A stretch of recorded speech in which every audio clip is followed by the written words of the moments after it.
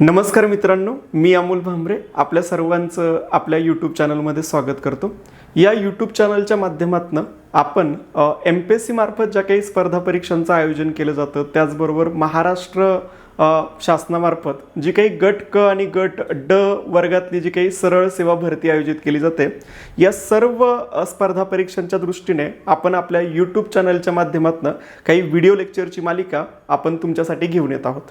या video lecture मालिकेचं स्वरूप हे असं असेल की आपण याच्यामध्ये प्रत्येक विषयवार तुमच्यासाठी काही व्हिडिओज आपण तयार करणार आहोत आणि ते तुम्हाला लेक्चरच्या स्वरूपामध्ये या आपल्या यूट्यूब चॅनलमध्ये तुमच्या सर्वांसाठी फ्रीमध्ये आपण त्या प्रोव्हाइड करणार आहोत. आपण जर या यूट्यूब चॅनलला सबस्क्राईब केलेलं नसेल तर लवकरात लवकर सबस्क्राईब करा आणि आपल्या मित्रांपर्यंत या यूट्यूब चॅनलची माहिती पोहोचवण्याचा प्रयत्न करा. आजचा आपला पहिला विषय आपण या यूट्यूब चॅनलच्या माध्यमातून चर्चेला जो घेतोय तर तो म्हणजे महाराष्ट्राचा भूगोल. आणि महाराष्ट्राच्या भूगोलावरती आपण एक 50 लेक्चरची मालिका ही तुमच्यासाठी घेऊन येत आहे. आजचा आपला पहिला टॉपिक आहे महाराष्ट्राचं स्थान आणि विस्तार. चला तर मग सुरू करूयात आजच्या आपल्या पहिल्या लेक्चरला.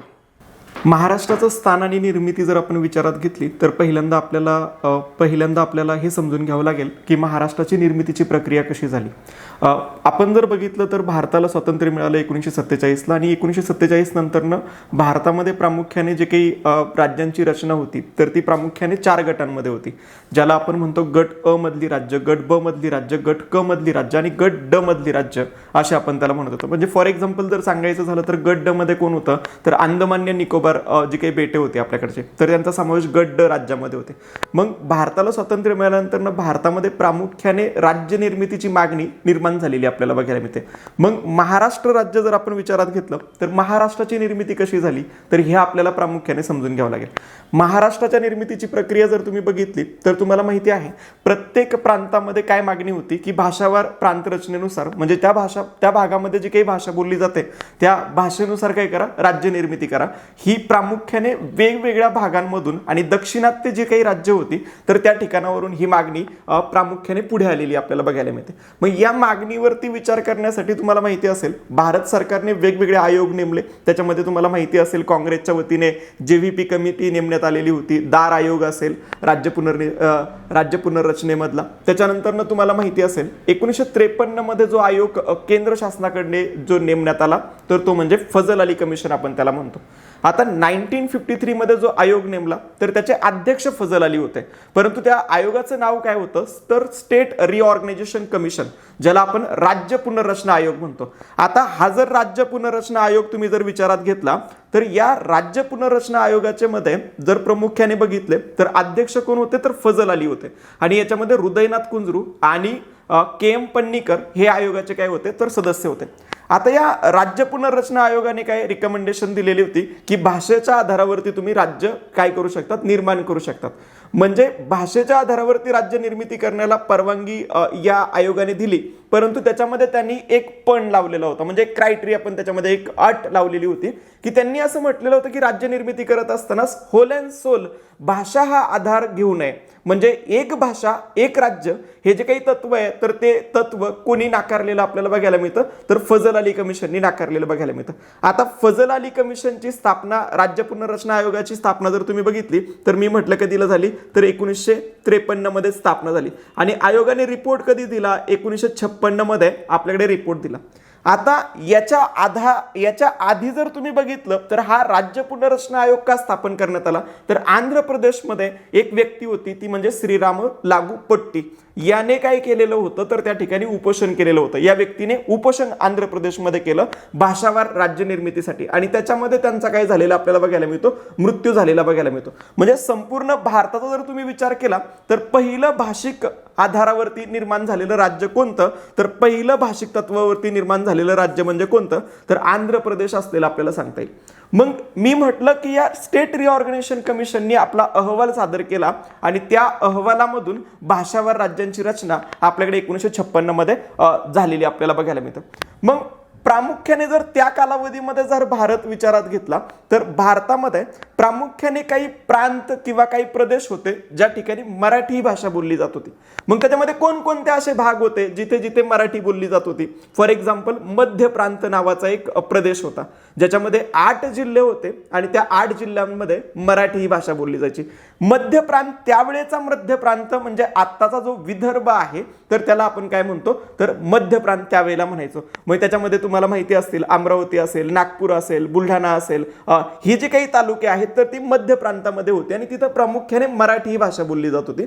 त्याच्यानंतर तुम्ही जर बघितलं तर हैदराबाद संस्थान होतं आणि या हैदराबाद संस्थानामध्ये सुद्धा तुम्ही बघितलं तर प्रमुख 5 जिल्हे होते त्यामध्ये आणि त्या ठिकाणी सुद्धा मराठी ही भाषा बोलली जात होती. आणि बॉम्बे प्रेसिडेन्सी नावाचा एक प्रदेश होता तर त्या ठिकाणी जे काही अस्तित्वात असणारे जे काही 13 जिल्हे होते तर त्या 13 जिल्ह्यांमध्ये मराठी ही भाषा बोलली जात होती.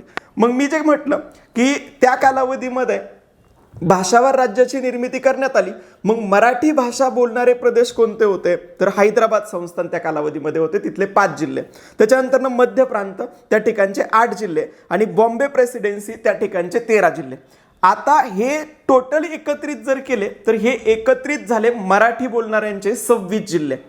आणि या राज्य पुनर्रचना आयोगाने अशी रिकमेंडेशन केली की मराठी भाषिकांचं स्वतंत्र राज्य निर्माण करू नये तर तुम्ही काय करा, गुजराती भाषिक आणि मराठी भाषिक यांचं एकत्रित एक राज्य निर्माण करा.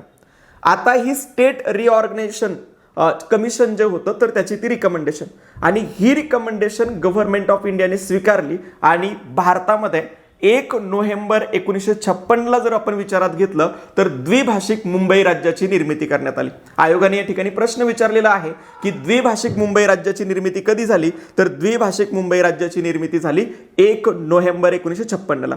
म्हणजे आता या ठिकाणी द्विभाषिक का म्हटलं तर या ठिकाणी मराठी भाषा बोलणारे 26 जिल्हे आहेत आणि त्याचबरोबर गुजराती भाषा बोलणाऱ्यांचा गुजराती प्रदेश याच्यामध्ये एकत्र केला आणि तिथून पुढे आपण काय केलं तर द्विभाषिक मुंबई राज्याची निर्मिती केली.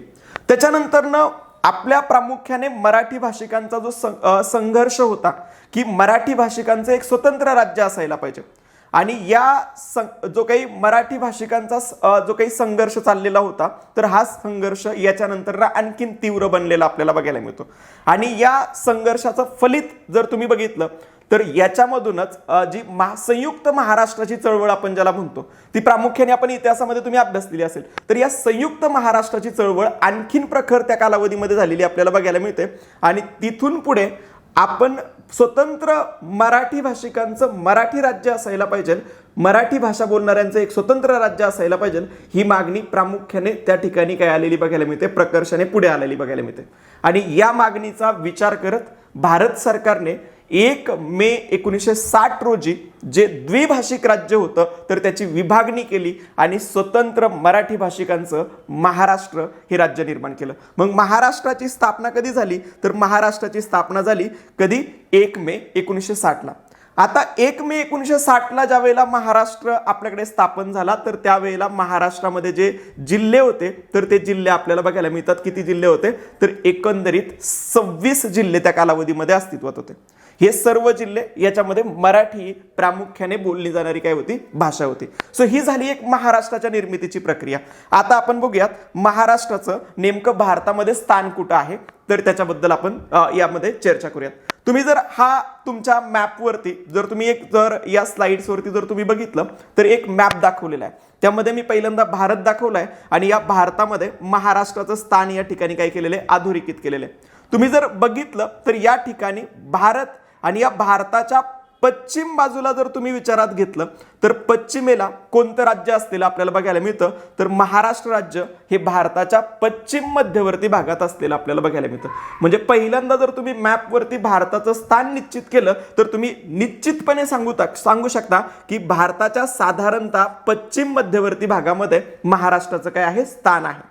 आता एक शब्दप्रयोग आपल्या पुस्तकांमध्ये केलेला आहे किंवा टेक्स्टबुकमध्ये पण आपल्याला आढळतो की महाराष्ट्र हा गोंडवाना भूमीचा भाग होता. आता गोंडवाना भूमी काय आहे तर ती मी प्रामुख्याने आपला जो प्राकृतिक महाराष्ट्र ज्यावेळेला आपण बघू किंवा भारताची जी काही प्राकृतिक रचना बघू त्यामध्ये आपण त्याच्याबद्दल डिटेलमध्ये बोलूयात. फक्त मी काय बोलतोय ते थोडंसं समजून घ्या. भारत हा गोंडवाना भूमीचा भाग आहे. ऍक्च्युली आपल्याकडे एक अर्थतज्ञ आहे त्याचं नाव आहे आल्फ्रेड वॅगनर आणि आल्फ्रेड वॅगनर एक थेरी मांडतो. त्या थेरीला आपण म्हणतो भूखंड वहनाचा सिद्धांत, ज्याला आपण म्हणतो कॉन्टिनेंटल ड्रिफ्ट थेरी. कोण आहे आल्फ्रेड वॅगनर आणि त्यांनी मांडलेली कोणती थेरी आहे तर कॉन्टिनेंटल ड्रिफ्ट थेरी आहे. आता आल्फ्रेड वॅगनर त्याच्या भाषेमध्ये काय म्हणतो की पृथ्वी जी होती तर पृथ्वी काय होती, एक गोल होता आणि याच्यामध्ये दोनच गोष्टी होत्या त्या कालावधीमध्ये. तर हा जो भाग आहे तर हा होता जमिनीचा भाग आणि हा जो भाग आहे उरलेला तर याच्यामध्ये काय होतं, पाणी होतं. आता हा जमिनीचा जो भाग होता तर त्याने म्हटलं की एकच खंड आहे, त्या खंडाचं नाव त्यांनी दिलं पॅन्जिया नावाचा खंड म्हटलेलं होतं. आणि हा जो पॅन्जिया आहे त्यांनी म्हटलं भूखंड, हा जो काही पॅन्जिया होता तर पॅन्जिया नावाची काय होती, भूमी अस्तित्वात होती. आणि तो म्हणतो ही प्रक्रिया कधी होती तर 250 मिलियन वर्षापूर्वीची प्रक्रिया. म्हणजे आजपासून आपण 250 मिलियन वर्षापूर्वी जर बघितलं भूतकाळामध्ये तर पॅन्जिया नावाचा एकच खंड त्या कालावधीमध्ये अस्तित्वात होता. मग तो पुढे चालून काय म्हणतो तर हा जो काही पॅन्जिया खंड आहे तर या पॅन्जिया खंडाचं काय झालं तर तुकडे झाले. म्हणजे याचं 2 भागामध्ये विभाजन झालं. 2 भागामध्ये विभाजन होण्यामागचं कारण काय होतं तर भू अंतर्गत हालचाली, म्हणजे जमिनीच्या अंतर्गत ज्या काही वेगवेगळ्या प्रक्रिया होतात तर त्या भू अंतर्गत हालचालींमुळे त्याच्यामध्ये काय झालं तर बदल झाले. ज्या भू अंतर्गत हालचाली होतात त्याला आपण इंग्लिशमध्ये म्हणतो एंडोजेनिक प्रोसेसेस. मग त्या एंडोजेनिक प्रोसेसेस, काही प्रोसेसेस ज्या असतात तर त्या स्लो असतात, काही प्रोसेसेस काय असतात एकदम फास्ट असतात.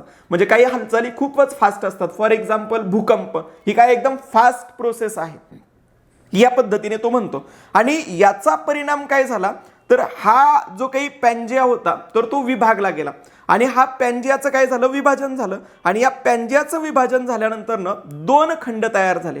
मग याच्यामध्ये हा जो उत्तरेकडचा जो भाग राहिला तर त्या उत्तरेकडच्या भागाला लॉरेन्शिया असं म्हटलं जातं. काय म्हटलं जातं, लॉरेन्शिया असं म्हटलं जातं. आणि हा जो काही दक्षिणेकडचा जो काही भाग आपल्याकडे शिल्लक राहिला तर त्याला काय म्हटलं जातं, गोंडवाना भूमी म्हटलं जातं. गोंडवानाची भूमी म्हटलं जातं. पूर्वी भारत जर आपण विचारात घेतला तर पूर्वी भारताचं स्थान जर तुम्ही या ठिकाणी बघितलं तर भारत ज्या ठिकाणी आपला कर्सर फिरतोय तर त्या ठिकाणी होतं. म्हणजे भारत पूर्वी भारत भूमी जी आहे तर ती कुठे होती, गोंडवाना भूमीचा भाग होती. कुठे भाग होती, गोंडवाना भूमीचा भाग होती. म्हणजे एक गोष्ट मग आता लक्षात आली असेल, जर भारतच गोंडवाना भूमीचा भाग आहे म्हणजे भारतामध्ये जी काही घटक राज्य आहेत ती सगळी घटक राज्य कशाचा भाग असणार आहे तर गोंडवाना भूमीचा भाग असणार आहे. म्हणून तुम्ही जर या ठिकाणी बघितलं तर या ठिकाणी आपण काय म्हटलेलं आहे तर या ठिकाणी आपण फक्त स्पष्टपणे हे म्हटलं की महाराष्ट्र जर भौगोलिक दृष्ट्या जर तुम्ही बघितला तर तो महाराष्ट्र हा प्राचीन गोंडवाना भूमीचा काय आहे, भाग आहे असं आपण म्हटलं. आता आपण बघूयात महाराष्ट्राचं स्थान आणि विस्तार याच्याबद्दल आपण बोलूयात. आता पहिल्यांदा जॉग्राफीमध्ये एखाद्या प्रदेशाचं ज्या वेळेला स्थान दाखवलं जातं तर ते स्थान दाखवत असताना 2 संकल्पना आपण वापरत असतो. एक असती अक्षवृत्त आणि दुसरी संकल्पना जी वापरली जाते तर ती दुसरी संकल्पना कोणती असते तर रेखावृत्त ही संकल्पना आपण वापरत असतो. अक्षवृत्त कशाला म्हणायचं आणि रेखावृत्त कशाला म्हणायचं याबद्दल पहिल्यांदा समजून घ्या. रेखावृत्त म्हणजे काय, ज्या वेळेला पृथ्वीवरती, हा फॉर एक्झाम्पल ही पृथ्वी आहे, या ठिकाणी रेखावृत्त कोणतं आहे तर ते समजून घ्या. ज्या वेळेला पृथ्वीवरती या अशा आडव्या रेषा मांडतो, म्हणजे ज्या वेळेला पृथ्वीवरती आपल्याला एखाद्या ठिकाणाचं स्थान आणि त्या ठिकाणाचा विस्तार हा पूर्व आणि पश्चिम ज्या वेळेला सांगायचा असतो, पश्चिम आणि पूर्व विस्तार ज्या वेळेला सांगायचा असतो तर तो विस्तार आपण कशामध्ये सांगत असतो, रेखावृत्तामध्ये सांगत असतो. रेखावृत्त म्हणजे काय तर पृथ्वी गोलावरती मारलेल्या पूर्व पश्चिम असणाऱ्या ज्या काही रेषा आहेत तर त्यांना आपण काय म्हणतो तर रेखावृत्त म्हटलं जातं. यालाच इंग्लिशमध्ये आपण काय म्हणतो, लॅटिट्यूड आपण याला म्हणत असतो. दुसरा मुद्दा याच्यामध्ये समजून घ्या, पृथ्वी गोलावरती ज्या वेळेला आपल्याला एखाद्या प्रदेशाचं स्थान निश्चित करायचं असतं आणि हे स्थान आपल्याला उत्तर दक्षिण असं निश्चित करायचं असतं, म्हणजे दक्षिणेला त्याचा विस्तार किती आहे, उत्तरेला त्याचा विस्तार किती आहे, हे जर आपल्याला सांगायचं असेल तर पृथ्वी गोलावरती काय मारल्या जातात, उभ्या रेषा मारल्या जातात. या ज्या काही उभ्या रेषा मारल्या जातात याला आपण काय म्हणत असतो, अक्षवृत्त आपण याला म्हणत असतो. याला आपण काय म्हणतो, अक्षवृत्त हे आपण याला टर्मिनॉलॉजी वापरतो. यालाच इंग्लिशमध्ये म्हटलं जातं लॉन्जिट्यूड. क्लिअर आहे. लॅटिट्यूड कशाला म्हणायचं आणि लॉन्जिट्यूड कशाला म्हणायचं हे पहिल्यांदा समजलेलं असेल तर मग आता तुमच्या लक्षात येईल महाराष्ट्राचं जे काही स्थान आपण दाखवणार आहोत तर ते स्थान तुमच्या या ठिकाणी आता लक्षात येईल. आता बघा परत या ठिकाणी लक्षात घ्या, महाराष्ट्राचा जर आपण विस्तार बघितला तर आपल्याला अक्षवृत्तीय विस्तार सांगता येईल. अक्षवृत्तीय विस्तार म्हणजे कोणता विस्तार आहे, उत्तर दक्षिण विस्तार. याला आपण काय म्हटलेलं आहे, अक्षवृत्तीय विस्तार. उत्तर दक्षिण विस्तार जर तुम्ही विचारात घेतला तर त्याला काय म्हणतो, अक्षवृत्तीय विस्तार म्हणतो. मग महाराष्ट्र कुठे आहे तर महाराष्ट्र राज्य जर तुम्ही बघितलं तर हे उत्तर गोलार्धामध्ये आहे. आणि उत्तर गोलार्धामध्ये जर महाराष्ट्राचा अक्षवृत्तीय विस्तार बघितला तर तो आहे 15°27, म्हणजे या ठिकाणी 15°27 असेल आणि 22°6 हा जो आहे तर तो आहे महाराष्ट्राचा काय आहे उत्तर अक्षवृत्तीय विस्तार आहे. क्लिअर आहे का? 15°27 ते 22°6 हा महाराष्ट्राचा उत्तर अक्षवृत्तीय विस्तार झाला. आता रेखावृत्तीय विस्तार जर तुम्ही विचारात घेतला तर रेखावृत्तामध्ये जर विचारात घेतलं तर भारत जर आपण पृथ्वी गोलार्ध जर आपण बरोबर कापला तर आपल्याला बघायला मिळेल भारत हा पूर्वेच्या बाजूला आहे आणि पूर्वेमध्ये भारत आहे, म्हणजे महाराष्ट्र सुद्धा कोणत्या दिशेला आला? पूर्वेला आला. त्याच्यामुळे तुम्ही ज्या वेळेला रेखावृत्तीय विस्तार बघाल तर त्यावेळेला असतं महाराष्ट्राचा रेखावृत्तीय विस्तार आहे 72°36 ते 80°54, म्हणजे या ठिकाणी जो आहे तर तो आहे 72°36 आणि या ठिकाणी जर तुम्ही विचारात घेतलं तर ते आहे 80°54. हे तुम्हाला त्याच्यामध्ये सांगता येईल. क्लिअर आहे का? म्हणजे मुलांना बऱ्यापैकी कन्फ्युजन कुठे असतं तर बऱ्याच वेळेला कन्फ्युजनचा जो एरिया असतो तर कन्फ्युजनचा एरिया हा असतो नेमकं उत्तर अक्षांश आहे की पूर्व रेखांश आहे, हे आपल्याला याच्यामध्ये कन्फ्युजन होत असतं. आता याच्यामध्ये जर तुम्ही बघितलं तर मी या ठिकाणी काय म्हटलेलं आहे आता थोडक्यामध्ये थोडंसं व्यवस्थितपणे समजून घ्या. आता बघा महाराष्ट्राचा हा आपण बघितला उत्तर अक्षवृत्तीय विस्तार आणि पूर्व रेखांश मधला हा विस्तार आपण बघितला. आता महाराष्ट्राची लेंथ आपण विचारात घेऊयात. लेंथ विचारात घेत असताना महाराष्ट्राची तुम्ही जर उत्तर दक्षिण लांबी विचारात घेतली, महाराष्ट्र राज्याची उत्तर दक्षिण लांबी विचारात घेतली तर ती आहे किती? 700 किलोमीटर. म्हणजे आपण नंदुरबार पासून तर सिंधुदुर्ग पर्यंत जर आलो तर ही लेंथ किती आहे तर 700 किलोमीटर आहे. किती किलोमीटरची लेंथ आहे? 700 किलोमीटरची लेंथ आहे. परंतु आपण ज्या वेळेला या ठिकाणी जर विचारात घेतलं आणि आपण महाराष्ट्राची पूर्व पश्चिम ही जर लेंथ विचारात घेतली तर ती लेंथ आपल्याला सांगता येते किती? 800 किलोमीटर आहे. ती किती आहे? 800 किलोमीटर एवढा विस्तार आहे. मग याच्यावरून आपण असं म्हणू शकतो की बाबा की पूर्व पश्चिम विस्तार जो आहे महाराष्ट्राचा हा दक्षिण उत्तर विस्तारापेक्षा काय आहे? जास्त आहे. राज्यसेवेच्या जर प्रश्नपत्रिका तुम्ही बघितलेल्या असतील तर या ठिकाणी हे विधान विचारलेलं होतं आणि आयोगाने विचारलेलं होतं विधान योग्य आहे की अयोग्य आहे. मी परत एकदा विधान सांगतो. महाराष्ट्राचा पूर्व पश्चिम विस्तार जो आहे तर तो दक्षिण उत्तर विस्तारापेक्षा काय आहे? अधिक आहे. ही गोष्ट तुम्हाला या ठिकाणी काय करायची आहे? लक्षात ठेवायची आहे. का तर पूर्व पश्चिम लांबी आहे 800 आणि उत्तर दक्षिण लांबी आहे किती? 700 किलोमीटर ही आपली काय आहे त्यामध्ये लांबी आहे. आता आपण बघूयात महाराष्ट्राचं क्षेत्रफळ. महाराष्ट्राकडे जाण्यापूर्वी भारत तुम्हाला माहिती असेल भारतामध्ये आजच्या घडीला 28 घटक राज्य आहेत आणि 8 केंद्रशासित प्रदेश आहेत. आता 28 घटक राज्यांचा जर विचार केला तर क्षेत्रफळाच्या दृष्टीने सर्वात मोठं घटक राज्य कोणतं भारतातलं तर ते आहे राजस्थान आणि राजस्थान नंतरनं दुसऱ्या नंबरला लागतं ते म्हणजे कोणतं? मध्य प्रदेश. सो राजस्थान हे पहिल्या क्रमांकाचं आहे आणि राजस्थान नंतरनं दुसऱ्या क्रमांकाला कोण आहे तर ते आहे कोणतं? मध्य प्रदेश. आता हे झालं क्षेत्रफळाच्या दृष्टीने सर्वात मोठी राज्य. क्षेत्रफळाच्या दृष्टीने सर्वात लहान राज्य कोणतं तर ते आहे कोणतं? गोवा राज्य. हे भारतातलं सर्वात लहान राज्य आहे. लक्षात राहू द्या. इथे कन्फ्युजन कसं होतं? आयोग देताना प्रश्नामध्ये देतो सिक्कीम आणि गोवा, मग कन्फ्युजन होतं. गोवा आणि सिक्कीम जर विचारात घेतलं तर आपल्याला कन्फ्युजन काय वाटतं? अरे सिक्कीम तर लय लहान आहे, मग गोवा की सिक्कीम? इथं कन्फ्युजन होतं. कन्फ्युजन कुठं होतं ते सुद्धा समजून घेत चला. म्हणजे क्षेत्रफळाच्या दृष्टीने सर्वात मोठं राज्य भारतातलं राजस्थान आठवलं पाहिजे आणि लहान कोणतं आहे तर ते कोणतं आहे तर ते आहे गोवा राज्य. आता मी क्षेत्रफळाचं बोललो, कन्फ्यूज व्हायचं नाही अजिबात. लोकसंख्येचं कोणतं राज्य आहे ते वेगळं आहे आणि क्षेत्रफळाचं वेगळं आहे. आता हे झालं भारताबद्दल, आपण भारतामधल्या मोठ्या राज्याबद्दल क्षेत्रफळाच्या दृष्टीने आणि लहान राज्याबद्दलचा विचार केला. मग महाराष्ट्राचं क्षेत्रफळ किती आणि महाराष्ट्राचा क्षेत्रफळाच्या दृष्टीने भारतामध्ये कितवा क्रमांक लागतो? महाराष्ट्राचं क्षेत्रफळ जर बघितलं तर ते आहे 3,07,713 चौरस किलोमीटर. लक्षात राहू द्या, 3,07,713 चौरस किलोमीटर कोणाचं क्षेत्रफळ आहे तर महाराष्ट्राचं राज्याचं क्षेत्रफळ आहे. मग महाराष्ट्राचा क्षेत्रफळाच्या दृष्टीने भारतात कितवा क्रमांक लागतो तर तिसरा क्रमांक लागतो. कितवा क्रमांक लागतो? तिसरा क्रमांक लागतो. आता भारताची जी एकूण भूमी आहे तर त्या एकूण भूमीपैकी महाराष्ट्र राज्याने किती टक्के क्षेत्र व्यापलेलं आहे तर महाराष्ट्र राज्याने भारताच्या एकूण भूमीपैकी 9.36% क्षेत्र व्यापलेलं आहे. क्वेश्चन आयोगाने याच्यावरती विचारलेला आहे, भारताच्या एकूण क्षेत्रफळापैकी महाराष्ट्र राज्याने किती टक्के क्षेत्रफळ व्यापलेलं आहे तर ते किती आहे? 9.36% क्षेत्रफळ हे महाराष्ट्र राज्याने व्यापलेलं आपल्याला बघायला मिळतं. म्हणजे मी या स्लाइडवरती तुम्हाला महाराष्ट्राचं स्थान आणि विस्तार याच्याबद्दल जी काही माहिती दिली याच्यावरती तुम्हाला आयोगाने जे काही प्रश्न विचारले ते सगळे प्रश्न तुम्हाला या ठिकाणी काय होतील, ते क्लिअर होतील तुमचे. आता पुढे जाऊयात आपण. आता पुढे कोणती माहिती बघणार आहोत, तर याच्यामध्ये आपल्याला पुढे बघायचं आहे महाराष्ट्राच्या राजकीय सीमा. आता राजकीय सीमा याला आपण पॉलिटिकल बाउंड्रीज म्हणतो. पॉलिटिकल बाउंड्रीज काय असतात, तर महाराष्ट्र हे जे काही राज्य आहे तर या राज्याचा जर आपण विचार केला तर महाराष्ट्राच्या ज्या काही सीमा वेगवेगळ्या राज्यांना लागतात, मग त्या राज्यांशी आपली जी सीमा लागते तर त्याला आपण म्हणतो पॉलिटिकल बाउंड्रीज. नैसर्गिक सीमा आणि पॉलिटिकल बाउंड्रीज या वेगळ्या आहेत.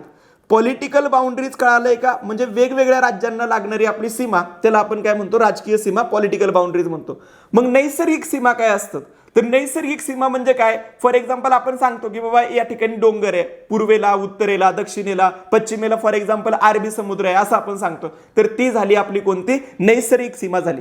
कन्फ्यूज व्हायचं नाही, क्वेश्चन मध्ये काय विचारले ते बघायचं. नैसर्गिक सीमा विचारलंय की आपल्याला कोणती विचारली आहे, राजकीय सीमा विचारली आहे, हे पहिल्यांदा बघायचं. क्वेश्चन व्यवस्थित आपण जर वाचला तर आपल्याला मार्क्स पडतात, ही गोष्ट लक्षात राहा. क्वेश्चन वाचत असताना जर घाई गडबड झाली तर मार्क्स आपल्याला येत असणारे चुकतात, मग आपण पेपर झाल्यावर म्हणतो काय झाली, सिली मिस्टेक झाली. क्लिअर आहे, हे सिंपल असं आहे भाऊ. मुलगी समोर आहे, मुलगी समोर असतानाच काय विचारायचं ते विचारायचं. ती एकदा बसमध्ये बसून गेली मग तू विचारतोय, अर विचारला असतो, बोललो असतो तर मग पुढे हे झालं असतं ते झालं, ते चालत नाही. आयोगाचा प्रश्नपत्रिका आहे, प्रश्न आला व्यवस्थितपणे वाचला की त्याचं उत्तर आपल्याला मिळतं. मग बघा महाराष्ट्राच्या राजकीय सीमा आता आपल्याला विचारात घ्यायच्या. राजकीय सीमा जर विचारात घेतल्या तर पहिल्यांदा एक गोष्ट समजून घ्यायची, क्लॉकवाईज जायचं. नेहमी नकाशे बघत असताना क्लॉकवाईज, क्लॉक कळतं, क्लॉक म्हणजे घड्याळ, घड्याळाच्या काट्याप्रमाणे जायचं. 12 पासून सुरुवात करायची, परत 12 पर्यंत यायचं.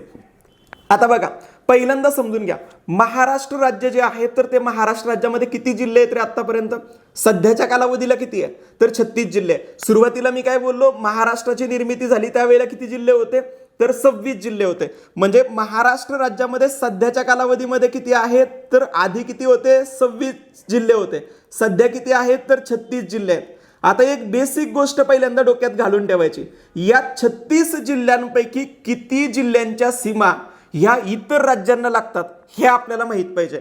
इतर राज्यांना किती जिल्ह्यांच्या सीमा लागतात, तर या ठिकाणी मी सांगितलंय बघा, 20 जिल्ह्यांच्या ज्या सीमा आहेत महाराष्ट्रामधल्या या कोणत्या ना कोणत्या तरी राज्याला लागून आहे. आणि 16 अशी जिल्हे आपल्याला सांगता येईल, या 16 जिल्ह्यांच्या सीमा ह्या महाराष्ट्र राज्यामधल्या 16 असे जिल्हे आहेत ज्यांच्या सीमा कोणत्याच राज्याला लागत नाही. मग इथे प्रश्न असा विचारला होतो, महाराष्ट्र राज्याच्या इतर राज्यांना लागून असणाऱ्या महाराष्ट्रामधल्या जिल्ह्यांच्या सीमा ज्या इतर राज्यांना लागतात त्यांची संख्या किती, किंवा महाराष्ट्रामध्ये किती जिल्हे भूवेष्टित आहेत. भूवेष्टित म्हणजे त्याच्या कुठल्याच बाजूला काय लागत नाही, कुठल्याही राज्याला त्याचा संपर्क येत नाही, असे किती जिल्हे आहेत, तर ते 16 जिल्हे आहेत. ही गोष्ट लक्षात राहू द्या.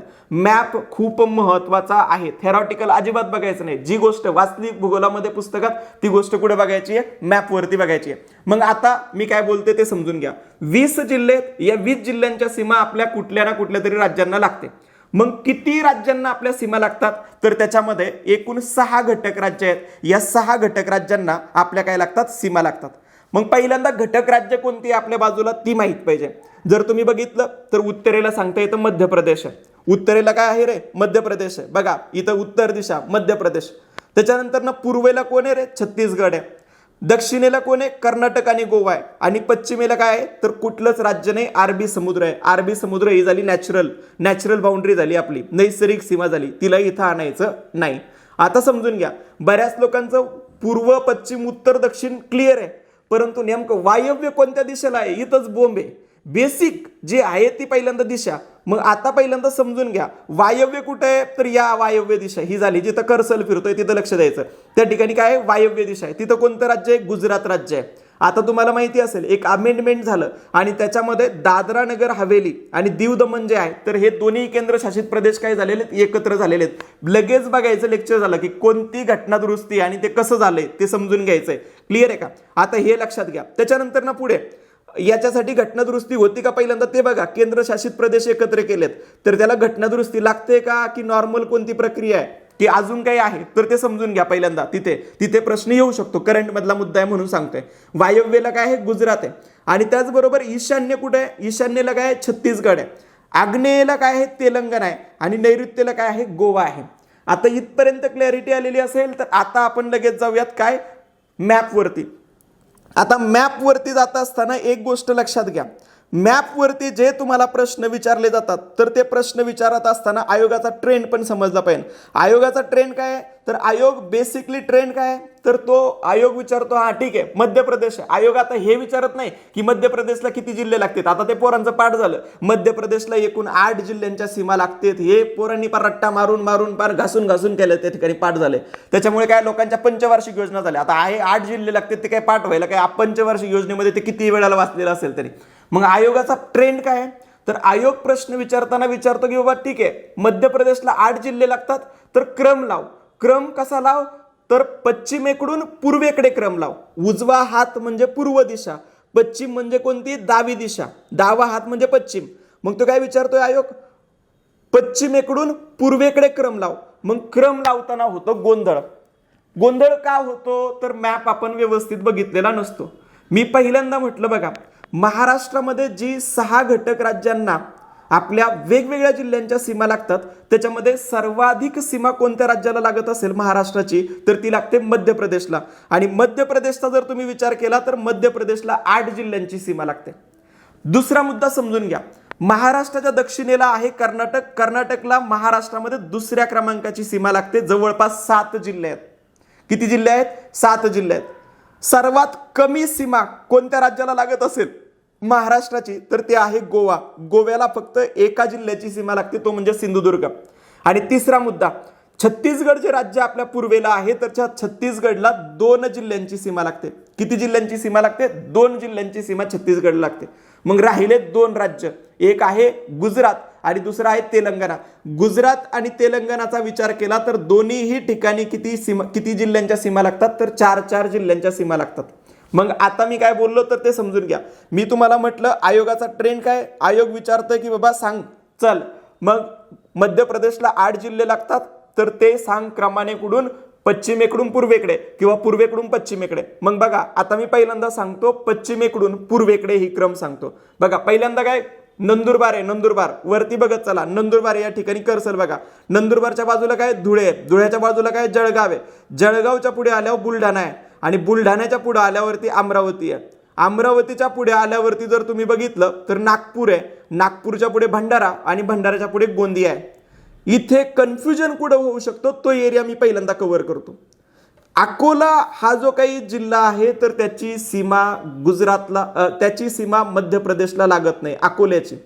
दुसरा मुद्दा, वर्धा जो आहे तर त्या वर्ध्याची सीमा सुद्धा मध्य प्रदेशला लागत नाही. मुद्दा क्लिअर झाला. सो क्रम लक्षात येईल का, बघा परत डोळे झाकून बघा एकदा. नंदुरबार, धुळे, जळगाव, नंदुरबार, धुळे, जळगाव थांबला इथं. त्याच्यानंतर आहे बुलढाणा, बुलढाणा सापडला. बुलढाण्यानंतर आहे अमरावती, अमरावती नंतर काय, नागपूर आहे, नागपूर नंतर काय रे, भंडारा आहे आणि भंडाऱ्यानंतर काय, गोंदिया आहे. क्लिअर आहे का, म्हणजे ही झाली तुमची झाली का 8 जिल्हे. क्लिअर आहे. आता छत्तीसगड कुठे, पूर्वेला आहे आपल्या. तर छत्तीसगड पूर्वेला म्हणजे ईशान्येला आणि पूर्वेला कोणी, छत्तीसगड आहे. तर छत्तीसगडला 2 जिल्हे आहेत, एक आहे गडचिरोली आणि दुसरा कोणता आहे, गोंदिया हा जिल्हा आहे, छत्तीसगडला लागतो आपला. आणि त्याच्यानंतर ना तुम्ही जर तेलंगणा विचारात घेतला तर तेलंगणा कुठे, तर तेलंगणा हा आपल्या आग्नेय दिशेला आहे. मग तेलंगणाला कोणकोणती लागते, आग्नेय दिशेला आहे.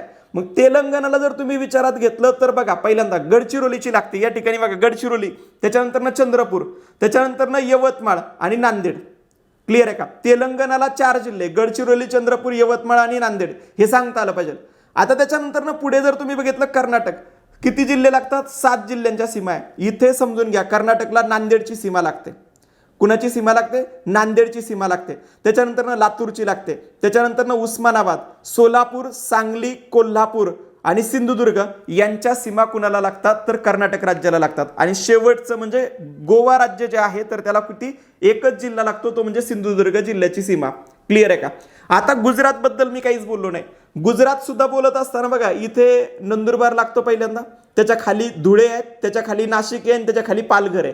ही झाली 4 जिल्ह्यांच्या सीमा कुठे लागत आहेत, तर त्या ठिकाणी कुठे लागत आहेत, तर गुजरात राज्याला लागत आहेत. आता आयोग इथे आणखीन एक पॅटर्न आहे आयोगाचा विचारण्याचा. कोणता पॅटर्न आहे आयोगाचा? की असे कोणते जिल्हे आहेत ज्याच्या सीमा 2-2 राज्यांना लागतात.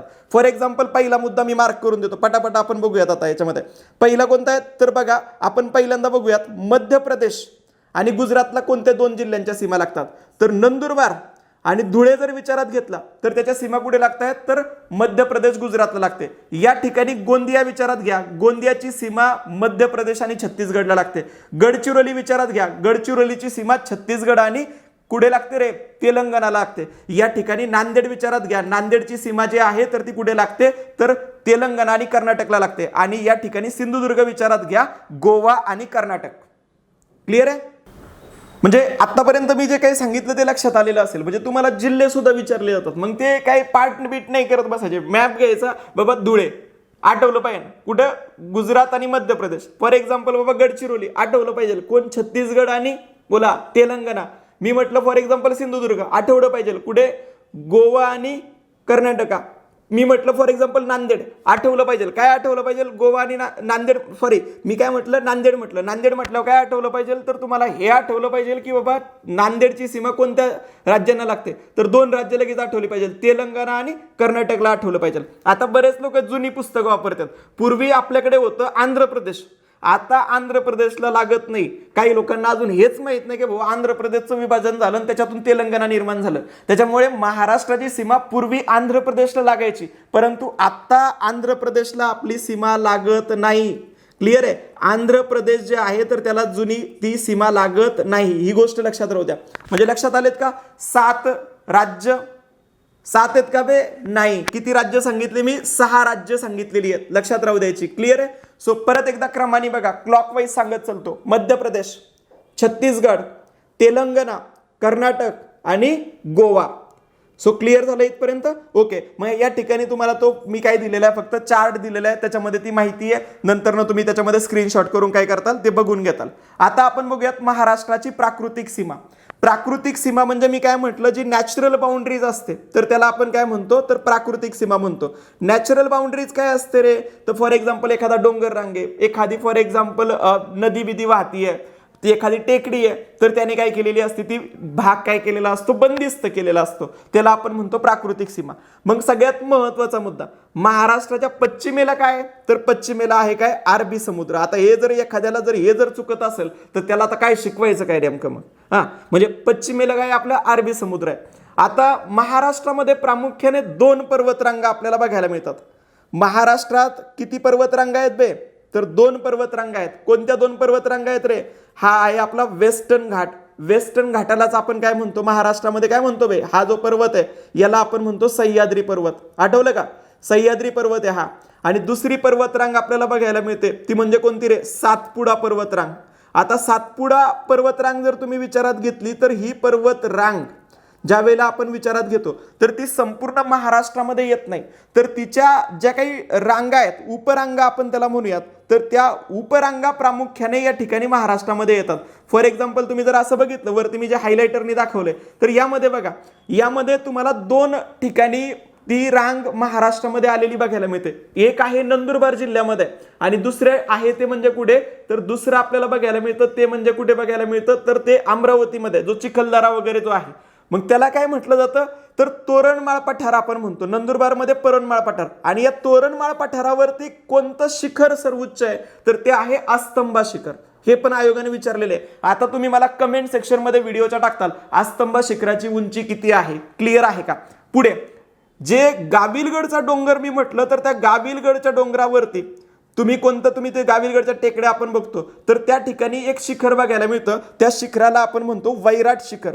सो आयोगाने बऱ्याच वेळेला काय विचारलेलं आहे की बाबा वैराट शिखर जे आहे तर ते वैराट शिखर कुठे आहे तर वैराट शिखर कुठे आहे बघा, मी सांगतोय काय वैराट शिखर कुठे आहे तर वैराट शिखर कुठे आहे तर या ठिकाणी काय आहे वैराट शिखर आहे. क्लिअर आहे का? सो वैराट शिखर कुठं तर वैराट शिखर आठवलं पाहिजे कुठे आहे तर वैराट शिखर आहे अमरावतीमध्ये. क्लिअर आहे का? सो आठवेल वैराट कुठे तर या ठिकाणी आहे वैराट शिखर. लक्षात राहू द्या, वैराट शिखर कुठे तर या ठिकाणी आहे. क्लिअर आहे?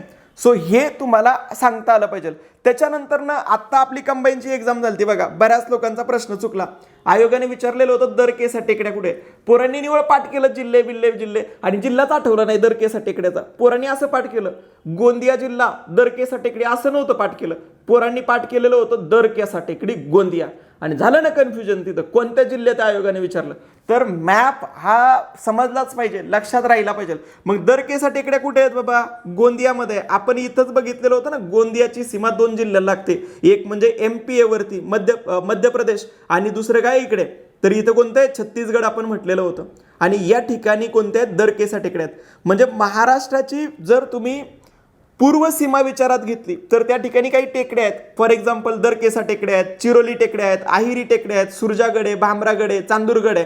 तर या पोझिशन्स आपल्याला माहित पाहिजे. मग आयोग इथे पण हे पण विचारलं जाऊ शकतं, क्रम लावा. उत्तरेला काय दर केसा आहे, त्याच्या खाली काय चिरोली टेकड्या आहेत, त्याच्या खाली काय सुरजागड, भामरागड, चांदूरगड आहे. उद्या आयोगाने आज विचारलं दर केसा कुठे आहे, गोंदियामध्ये. उद्या आयोग विचारेल काय बाबा, तर सुरजागड भामरागड कुठे आहे, तर ते सांगता आलं पाहिजे कुठे आहे, गडचिरोलीमध्ये.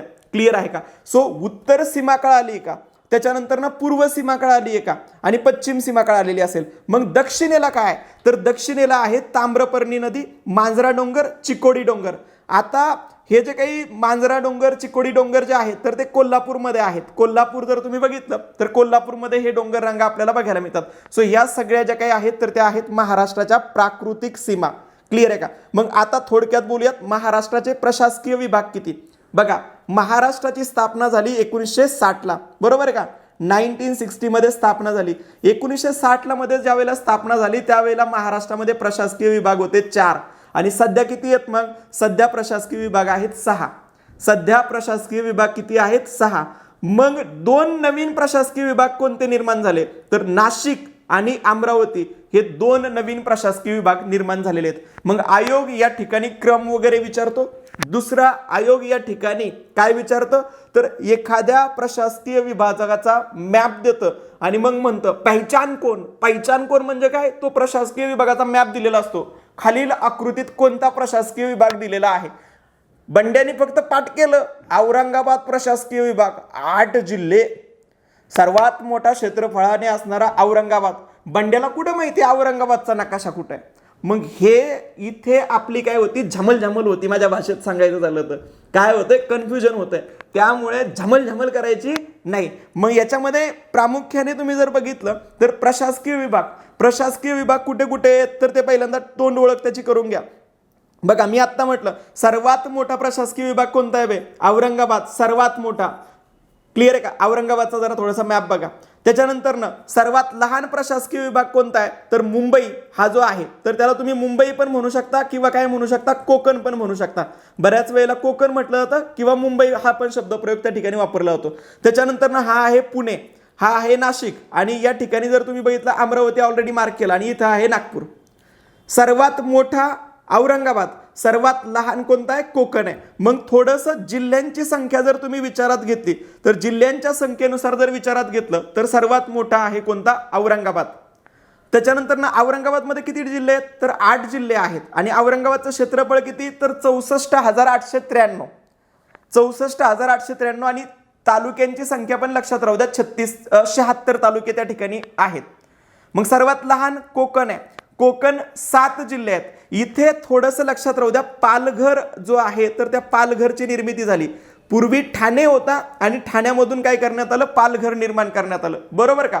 पालघरची निर्मिती त्या ठिकाणी झाली. 1 ऑगस्ट 2014ला ही निर्मिती झालेली आहे, लक्षात राहू द्या, 1 ऑगस्ट 2014.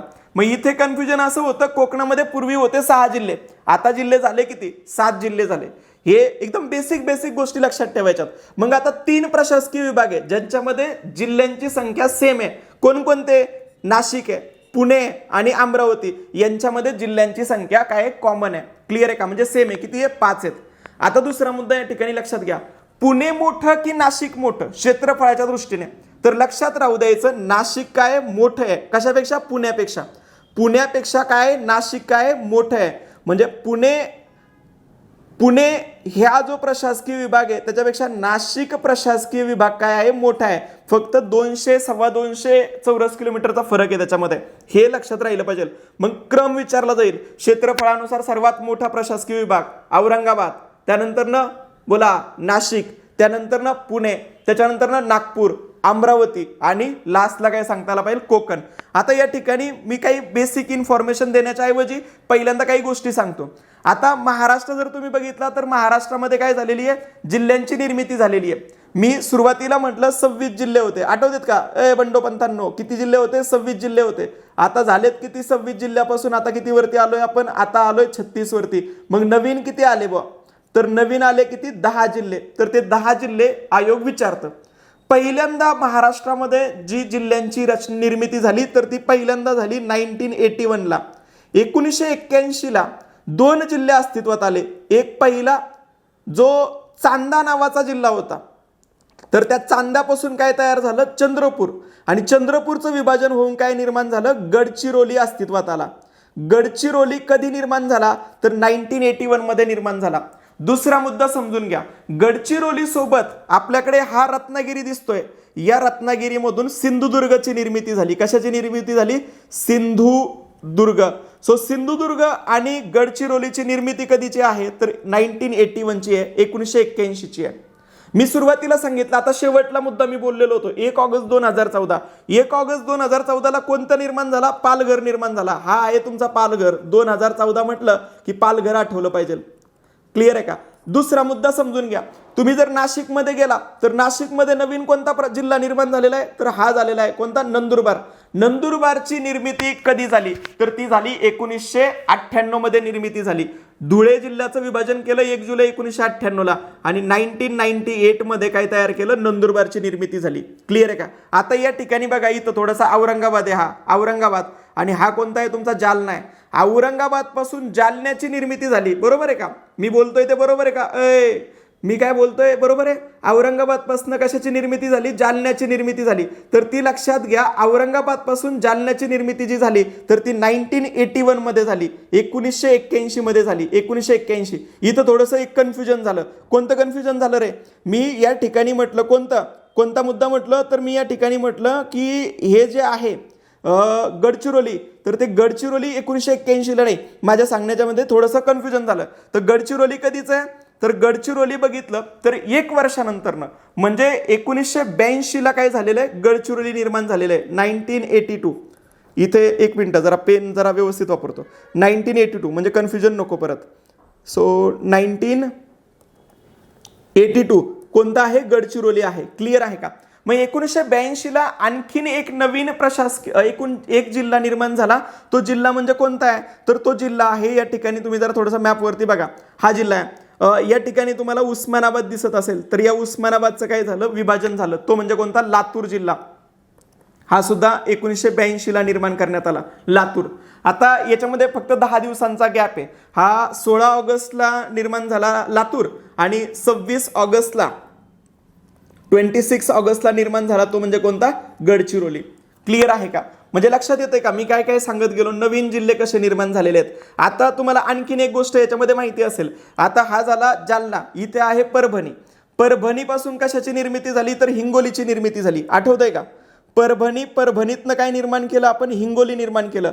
हे बघा, इथे परभणी आहे, परभणीपासून हे झालं हिंगोली निर्माण. आता हिंगोली जो आहे तर त्या हिंगोलीची निर्मिती कधी झालेली आहे? आणि हिंगोली नंतरनं दुसरा मुद्दा आपल्याला माहित पाहिजे, या ठिकाणी आहे अकोला. अकोल्याचं विभाजन झालं आणि तिथून काय निर्माण केलं? वाशिम निर्माण केलं. आपण काय निर्माण केलं? वाशिम निर्माण केलं. मग अकोल्याचं विभाजन झालेलं आहे 1998ला. 1998 म्हणजे नंदुरबार आणि वाशिम जर तुम्ही विचारात घेतलं, नंदुरबार आणि वाशिम हे जिल्हे 1998ला काय झाले? निर्माण झाले. आणि हिंगोली कधी तयार झाला? तर 1999ला तयार झाला. 1999ला कोणता तयार झाला? हिंगोली. आता हिंगोली सोबत एक गोष्ट आणखी लक्षात ठेवायची, इथे होता भंडारा, या भंडाऱ्याचं विभाजन केलं आणि इथं निर्माण केला गोंदिया. सो गोंदिया सुद्धा 1999ला निर्माण झालेला आहे. क्लिअर आहे का? म्हणजे सगळं कुठं मांडलं रे? मी मॅपवरती मांडलं. मॅपवरती का मांडलं? तर आपल्याला हे असंच मॅप बघावा लागतो. आयोगाने एका परीक्षेमध्ये नगरचा मॅप दिलता, अहमदनगरचा, आणि विचारलेलं होतं की बाबा ह्या नकाशा कोणत्या जिल्ह्याचा आहे. मग हे नकाशे कधी आपल्याला समजतील जिल्हेवार? ज्या वेळेला आपण त्याचा व्यवस्थितपणे अभ्यास करू त्यावेळेला आपण समजतील. आता पुढच्या लेक्चरमध्ये आपण काय बघूयात?